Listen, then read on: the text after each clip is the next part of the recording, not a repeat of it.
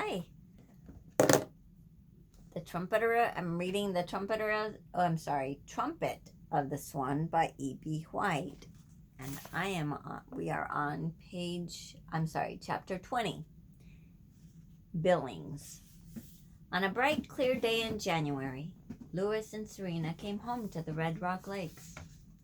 From among the thousands of waterfowl, they quickly found the members of their own families, their fathers and mothers and sisters and brothers.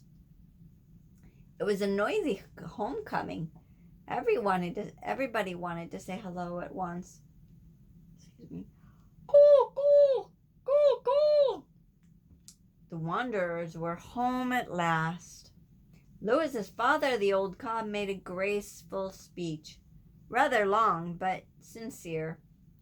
Louis raised his trumpet and played, "There's no place like home, home, sweet home." There was a great deal of gossip among the waterfowl about Louis having persuaded Serena to be his wife. Everybody congratulated the happy couple, and all the brothers and sisters of Louis and Serena gathered around and looked at Louis's possessions. They were much impressed by his worldly goods. They liked the life-saving medal. They loved the sound of the trumpet. And they were eager to see the money in the money bag. But Louis did not open the bag. Instead, he took his father and mother to one side.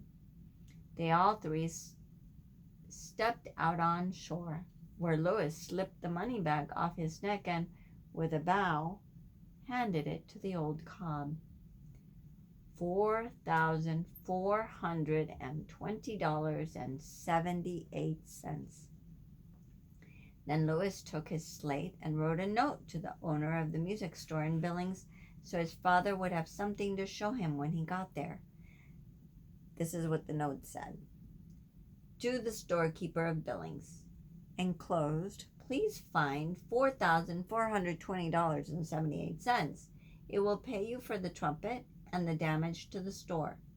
Sorry about the inconvenience this has caused you. The old cob was not able to count the money, and he was not able to read, but he took the money bag and the slate and hung them around his neck. He felt sure he could now pay his debt for the stolen trumpet. "I shall go," he said to his wife.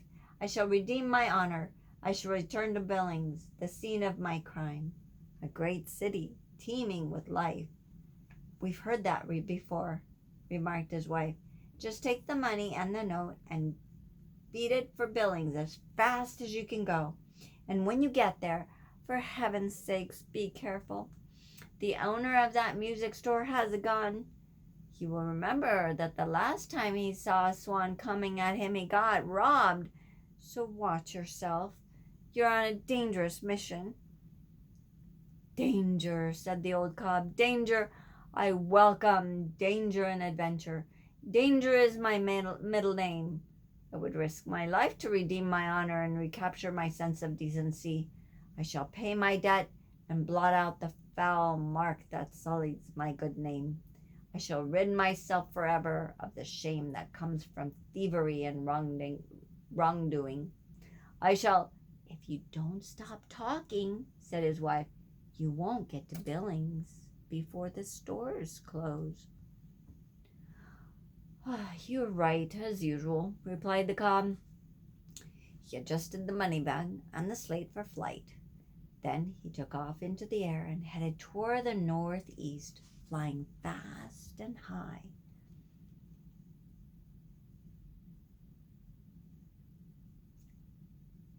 His wife and son watched him until he faded from view. "What a swan," said his wife. "You have a good father, Louis. I hope nothing happens to him. To tell you the truth, I am worried." The old cob flew fast and far. When he spied the churches and factories and shops and homes of Billings, he circled once. Then he began his downward glide, straight for the music store. "My hour has come," he said to himself. "My moment of truth is at hand. I shall soon be out of debt, Out from under the cloud of shame and dishonor that has cast a shadow over my life for lo, these many, many months. Excuse me, these many months. The cob had been seen already by people down below. One of the salesmen in the music store was standing by the front window looking out. When he saw the big white bird approaching, he yelled to the storekeeper, "Large bird approaching! Get your gun!" The storekeeper grabbed his shotgun and raced to the sidewalk. The cob was low in the sky, gliding straight for the store. The storekeeper raised his gun. He fired both barrels in quick succession. The old cob felt a twinge of pain in his left shoulder. Thoughts of death filled his mind. Looking back, he saw a bright red drop of blood staining his breast, but he kept going straight for the storekeeper. "The end is near," he said to himself. "I shall die in the performance of duty. I have only a few moments remaining to live. Man, in his folly, has given me a mortal wound. The red blood flows in a steady trickle from my veins. My strength fails, but even in death's final hour, I shall deliver the money for the trumpet. Goodbye, life. Goodbye, beautiful world. Goodbye, little lakes in the north.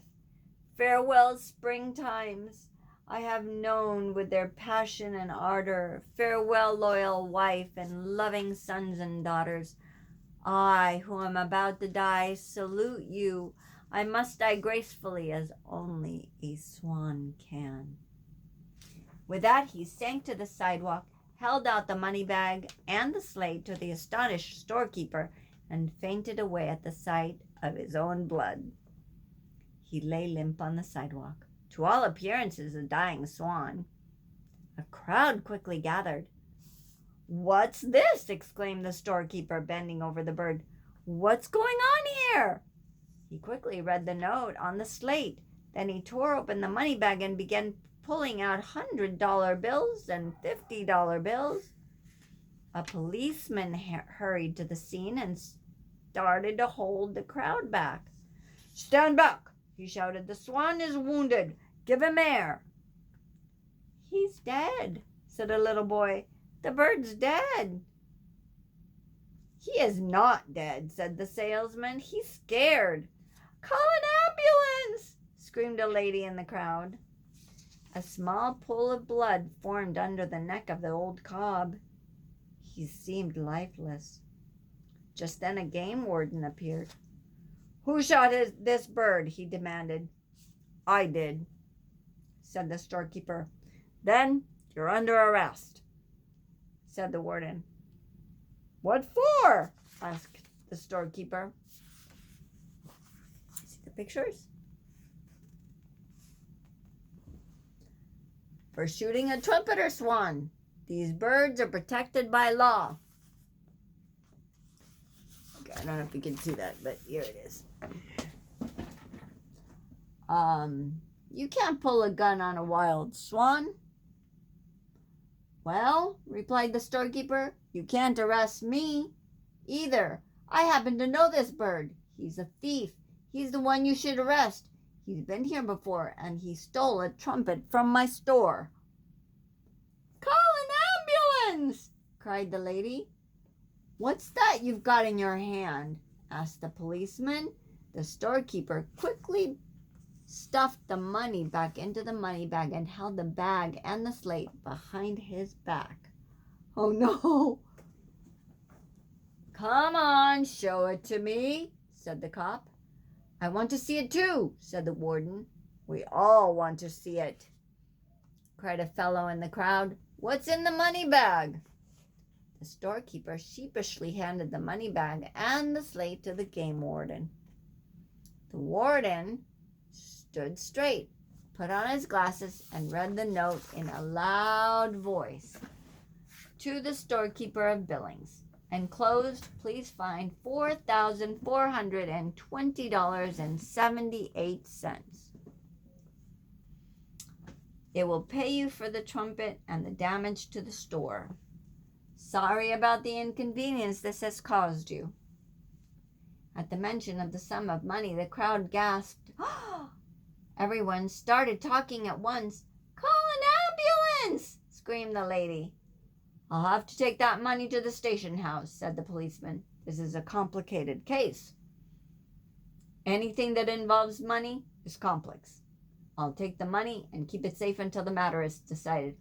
"Oh, no, you won't," said the game warden. "The money's mine." "Why?" asked the policeman. "Because," replied the warden. "Because what?" asked the policeman. "Because the law says the bird is in my custody. The money was on the bird, therefore the money goes to me until it is settled." "Oh, no, you don't," said the storekeeper angrily. "The money is mine. It says so right here in this slate. $4,420.78 is mine. Nobody's going to take it away from me." "Oh, yes, they are," said the policeman. "I am." "No, I am," said the game warden. Oh, boy. "Is there a lawyer in the crowd?" asked the storekeeper. "We'll settle this matter right here and now." A tall man stepped forward. "I'm Judge Ricketts," he said. "I'll decide this case. Now then, who saw the bird arrive?" "I did," said the salesman. "Call an ambulance!" screamed the lady. "I saw the bird too," said a small boy named Alfred Gore. "Okay," said the judge. "Describe what happened exactly as you saw it." The salesman spoke first. "Well," he said, "I was looking out the window and saw a swan approaching, so I hollered. The boss got his gun and fired, and the bird fell to the sidewalk. There was a drop or two of blood." "Oh, thank you." "Did you notice anything special about the bird?" asked Judge Ricketts. "He carried money," replied the salesman. "You don't often see any money on a bird, so I noticed it." "All right," said the judge. "Now we'll let Alfred Gore tell it as he saw it. Describe what you saw, Alfred." "Well," said the little boy, "I was very thirsty, and so I wanted to go to a candy store and get something to drink." "Just tell what you saw, please, Alfred," said the judge. "Never mind how thirsty you were." "Well, I was coming along the street," continued Alfred, "because I was very thirsty. So I was coming along the street on my way to the candy store to get something to drink. And there up in the sky, all of a sudden there was a big white bird right over me in the sky, and he was sliding down out of the sky like this." Alfred held out his arms and imitated a bird. "And so when I saw the big bird, I stopped thinking about how thirsty I was, and pretty soon this enormous bird, he was enormous, was on the sidewalk, and he was dead, and there was blood all over everything, and that's what I saw." "Did you notice anything special about the bird?" asked Judge Ricketts. "Blood," said Alfred. "Anything else?" "No, just blood." "Did you hear a gun?" "No, just blood," said Alfred. "Thank you," said the judge. "That will be all."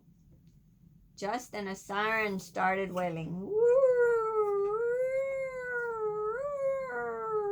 An ambulance came screaming down the street. It stopped in front of the crowd. 2 men jumped out. They carried a stretcher and set it down next to where the swan lay. The old cob lifted his head and looked around. "I have been at death's door," he thought, "and now I think I am returning to life. I am reviving. I shall live. I shall return on strong wings to the great sky. I shall glide gracefully again on the ponds of the world and hear the frogs and take pleasure in the sounds of night and the coming of day." As he was thinking these pleasant thoughts, he felt himself being lifted. The ambulance attendants put his slate around his neck, picked him up, and laid him gently on the stretcher and carried him into the ambulance, which had a red light whirling around and round on the top of it. One of the men placed the oxygen mask over the old cob's head and gave him some oxygen, and away they drove, making a great deal of noise, to the hospital. There he was put to bed and given a shot of penicillin. A young doctor came in and examined the wound where the shotgun pellet had hit him. The doctor said the wound was superficial. The old cob didn't know what superficial meant, but it sounded serious. Nurses gathered round. One of them took the Swan's blood pressure and wrote something on a chart. The old cob was beginning to feel very well again. It felt good to be in bed, being cared for by the nurses. One of them was quite pretty. The doctor washed the wound and put a Band-Aid on it. Meantime, back on the sidewalk in front of the music store, the judge was announcing his decision. On the basis of the testimony, he said solemnly, I award the money to the storekeeper. To make up for the loss of the trumpet and the damage to the store, I am placing the Swan in the custody of the game warden. Your Honor, said the warden, don't forget that the storekeeper is under arrest for shooting a wild swan. It was a case of wrong arrest. It was a case of false arrest, said the judge wisely. The storekeeper fired his gun at the bird because he was afraid his store would be robbed again. He did not know that the Swan was bringing money to pay for the trumpet. The gun was fired in self-defense. Everyone is innocent. The Swan is honest. The debt is paid. The storekeeper is rich. And the case is dismissed. A cheer went up from the crowd. Hurrah! The warden looked sulky. The policeman looked glum. But the storekeeper was beaming. Yay! He was a happy man. He felt that justice had been done. I have an announcement, he said. I am only going to keep just enough of this money to pay for the stolen trumpet and the repair bills for my store. All the rest of the money will be given to a good cause if I can think of just the right one. Can anyone think of a worthy cause that needs money? The Salvation Army, suggested a woman. No, said the storekeeper. The Boy Scouts, suggested a boy. No, said the storekeeper. The American Civil Liberties Union, suggested a man. No, said the storekeeper. Nobody has thought of just the right place for me to send this money. How about the Audubon Society? Asked a little fellow whose nose looked like a beak of a bird. Great! You've got it!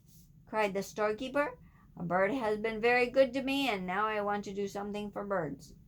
The Audubon Society is kind to birds. I want this money to be used to help birds. Some birds are in real trouble. They face extinction. What's extinction? Asked Alfred Gore. Does it mean they stink?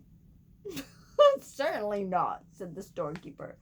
Extinction is what happens when you're extinct, when you don't exist anymore because there are no others like you, like the passenger pigeon and the eastern heath hen and the dodo and the dinosaur. The trumpeter swan was almost extinct, said the game warden. People kept shooting them, like this crazy storekeeper, but now they're making a comeback. The storekeeper glared at the warden. I'll say they're making a comeback, he said.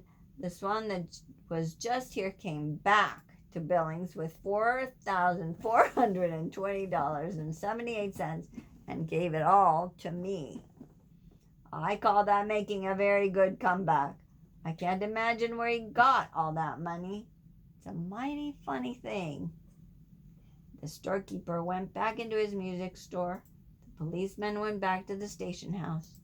The judge went back to the courthouse. The game warden walked off down the street toward the hospital, and Alfred Gore, who was still thirsty, continued his journey to the candy store. All the rest of the people wandered away.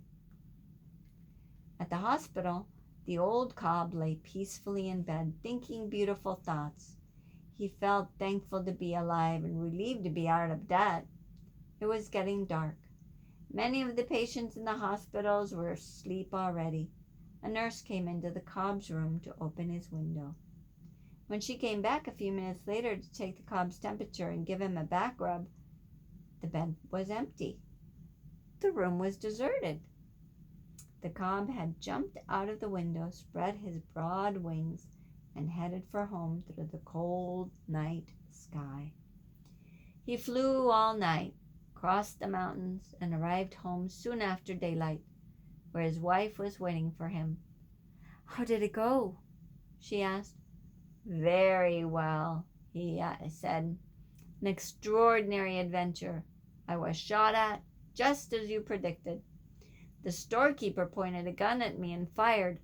I felt an agonizing pain in my left shoulder, which I've always considered the more beautiful of my two shoulders. Blood gushed from my wound in torrents, and I sank gracefully to the sidewalk, where I handed over the money, and thus regained my honor and my decency. I was at death's door. A great multitude of people gathered. Blood was everywhere. I became faint and passed out with dignity in front of all. The police arrived, dozens of them. Game wardens flocked to the scene in great numbers, and there was a tremendous argument about the money. "How did you know all this if you were unconscious?" asked his wife. "My dear," said the cob, "I wish you wouldn't interrupt me when I am telling a story of my trip. Seeing my grave condition, someone in the crowd summoned an ambulance, and I was taken to the hospital, where I was put to bed. I looked very beautiful lying there, my black bill contrasting with the snowy white sheets. Doctors and nurses attended me and comforted me in my hour of suffering and pain. You can judge how serious my wound was when I tell you that one of the doctors examined it and said it was superficial." "It doesn't look bad to me," said his wife. "I think you just got nicked. If it had been bad, you couldn't have flown back so soon. Anyway, superficial or not, I'm glad to see you safe home. I'm glad to see you home safe. I always miss you when you're gone. I don't know why, but I do." And with that, she placed her head across his neck and gave him a slight nudge. Then they had breakfast and went for a swim in an open place in the frozen lake. The cob pulled his Band-Aid off and threw it away. End of chapter 20.